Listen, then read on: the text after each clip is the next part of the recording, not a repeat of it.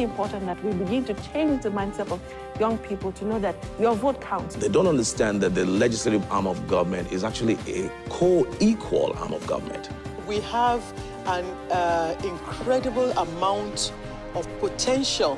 Whatever it is I was doing, because of my personal DNA, it had to be of an international standard, which is what, seriously speaking, is all about.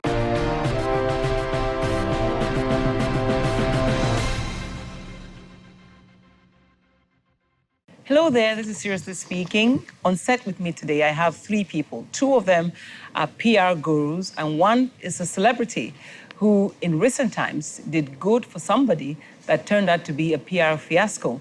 Now, why am I treating this? Because as times go more online and real time, celebrities are beginning to seek branding and better public relations management, even corporate organizations too. So on the show today, we'll be looking at how PR can go bad and what PR really should be about. But I'm going to start the show first with my celebrity friend who calls herself my daughter. But we'll take a break. I'll be right back with this edition that's looking at PR, good or bad. I'll be back. Now, welcome back. I did say I had my first guest, somebody that calls herself my daughter. She's originally from my state, but this young woman is as controversial as they come, but she speaks some of the best Yoruba, raised in Ibadan, and is one of the best Yoruba actresses in Nigeria today. Join me in welcoming Toyin Aimakhu on set. Yeah, mommy, marble. Catwalk, and then spin around for making mommy wait. It's nice to have you on set. Thank you, ma'am. Thank you, my dear. Why is this? My upbringing. Are you sure it's not acting? No. I'm used to that. Okay, it's nice to have you. I'm glad. I wrote today. But it's one of those things. But you look pretty. Oh, I like it. Thank you. At your age, you look At good. my age, I'm not old though. You're old, mommy, don't worry. Anyway, you know, the reason when I asked that you should come on set to talk about Mayowa, the Mayowa story, recent times, a young woman who had ovarian cancer that Toyin tried to raise money for, and the story went all over the net. Some people said it was a scam, all kinds of things were going wrong. And I'm like, ooh, this must have started off as wanting to do good. And then I said, when I'm talking PR, I'm going to invite you. I called, I sent somebody, and then you agreed eventually. Why?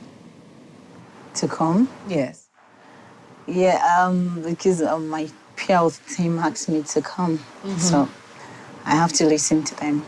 Tell me exactly what happened. How did you meet Mayowa? Why did you decide to do something for her? And what went wrong and right? Let me say, I get carried away easily. I'm very emotional. So, and there's something about me. When I see things, I know I have a voice. Fine, I'm not rich physically, but I know I'm rich spiritually.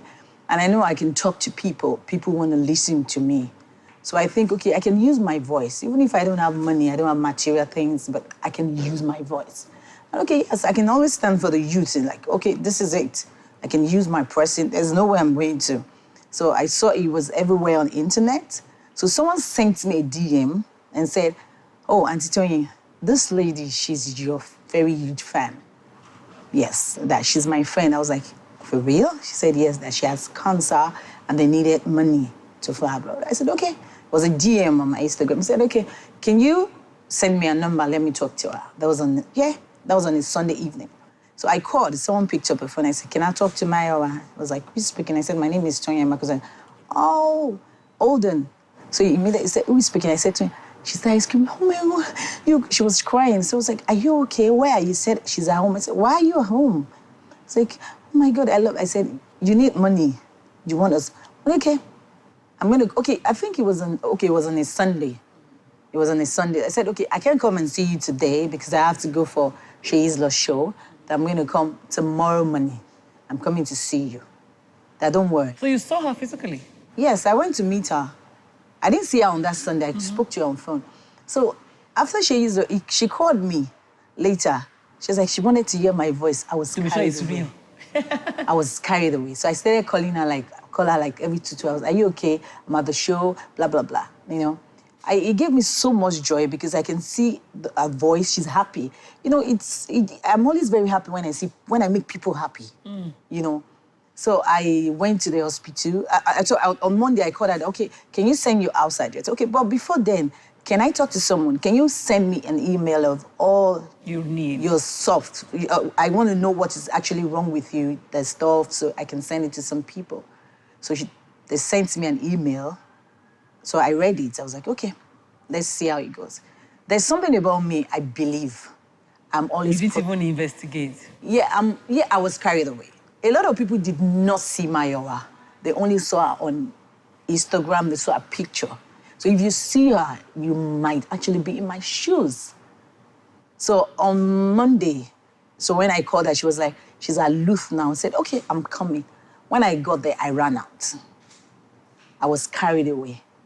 But immediately she saw me, there was something about her, everything about her changed. She was laughing, I was like, oh my God.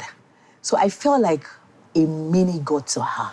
So I was like, if this is what I'm going to do for the rest of my life, I would do this. That's how you set out to raise the money you did. Yes. Quite interesting. You raised quite a lot of money. That's a popular girl. You know, the thing... Eventually, how much did you raise, finally? Actually, on Monday, they actually told me. On Tuesday, they told me, my house family told me that the money in their account, it wasn't my account, I didn't bother checking the account, was 35 million. Oh, was it 35 or 34 million? So I was like, okay. And we had over $100,000. You know, I was pushing, I was calling a lot of people, you need to do this, pay money. Were you thinking about making it public? I mean, in terms of saying, I'm helping this person, was it for your own sake or for her own sake? For our own sake. I believe in miracle and I'm always positive-minded. So you thought you didn't think her case was a gone? No. Because on Monday, after seeing her, I left my house place. Like, I got there in the morning and I left like after 10. PM? Yes, PM. She slept, so I left. When I got home, my mom was not around. My mom is a pastor, she's a founder. I called her, I told her. I said this, because I already sent it to some people and they told me that blah, it's blah, blah. flying all over the place. They said, our cases, I called my mom. My mom said, Toyin, do you believe in God? I said, of course. She said, yes. That if you believe, she will leave. So all I needed was people to have same positive mind with me. Okay, tell me. Let's go to the... Eventually, may her soul rest in peace, she passed on. But before that, there was a story online about how maybe she really didn't need that kind of money and the scam. What did you feel like at that point in time when the scam started coming about? You know, there was... there's this thing I want to start. I've made up my mind. I told my PR thing, but not now. I need to start talking tonight to youth. We need to start learning things. We jump into conclusion easily. Fine, I'm guilty. I'm guilty as well. What are you guilty of? Because I do it a lot sometimes. But now I think I'm a changed person. You have learned your lesson. Yes, I have. Because you see, sometimes when I see you, you're happy, and the next time I greet you, you're not happy with me. I want to know the reason. So if things like that happen, I expect people to sit down and ask questions. If I tell you something, Mommy, you wouldn't believe it. My name was actually part of the scam.